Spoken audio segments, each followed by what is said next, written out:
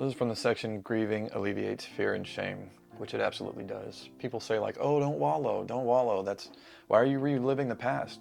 Well, because it's not the past, it's still coming at me. It's just the thoughts that trigger those feelings are present, but they trigger these feelings from the past.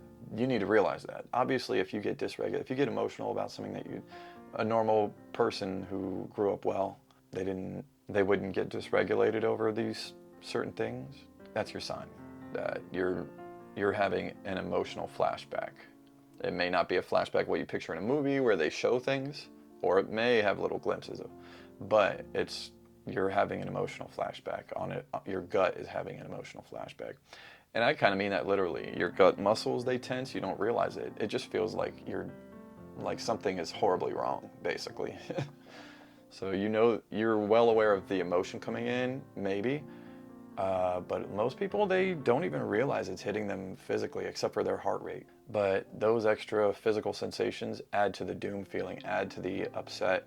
They make it feel like it's this ambiguous, enveloping thing that's bigger than them, and they don't realize that this thing can come and go. You're obviously much, much bigger than that.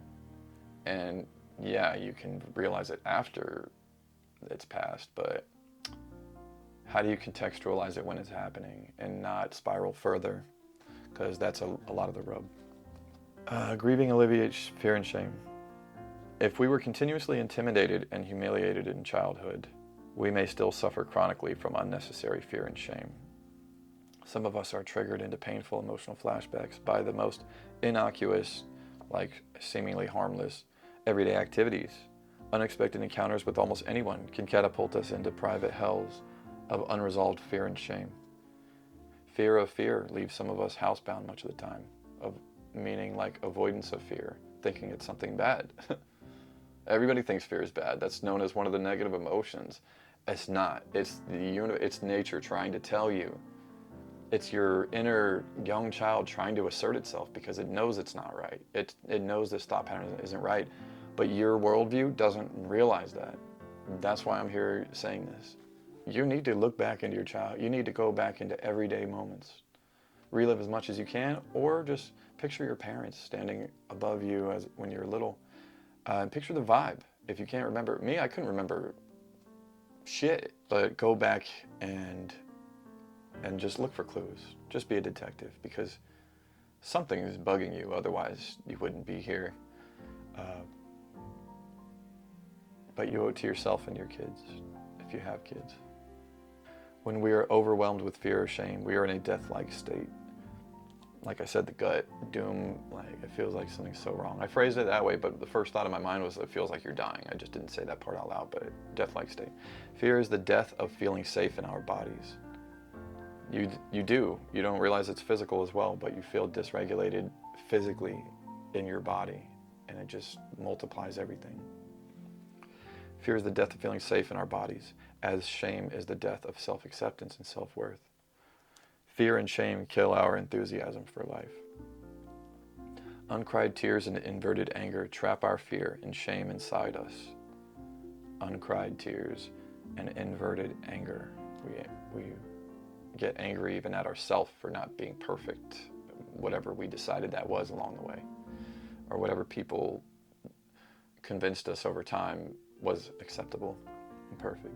Uncried tears and inverted anger trap our fear and shame inside us.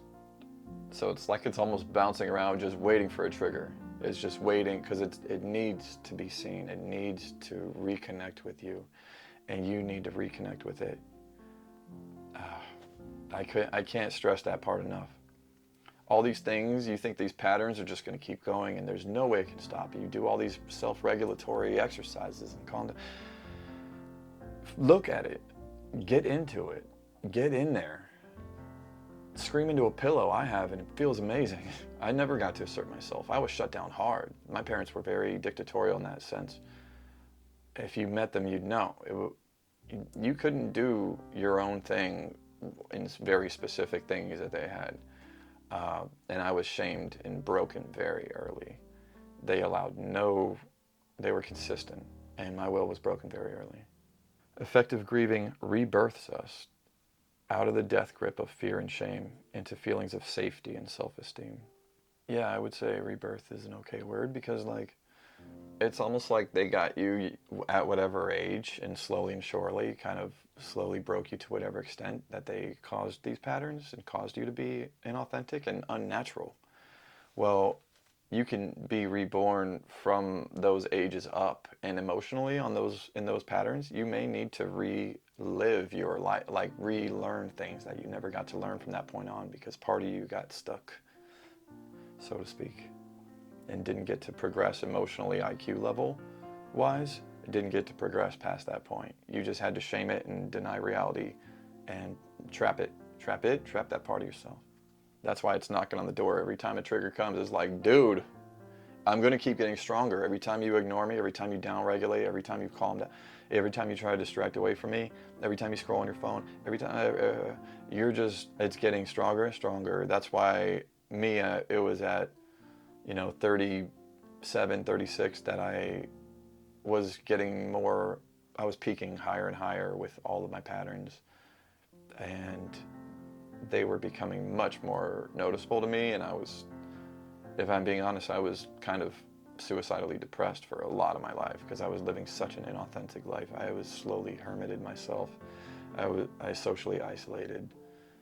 Everybody was talking about Corona and no connection. That was my baseline. No connection was my baseline. I never connected once to my parents. I never connected once to any of my sisters, friends. I was already tarnished by then. I was already altered. At least these patterns in my mind were. And yeah, all that stuff just grew. So it's going to keep doing that. Things grow in the dark when you're not paying attention. So, all right, peace.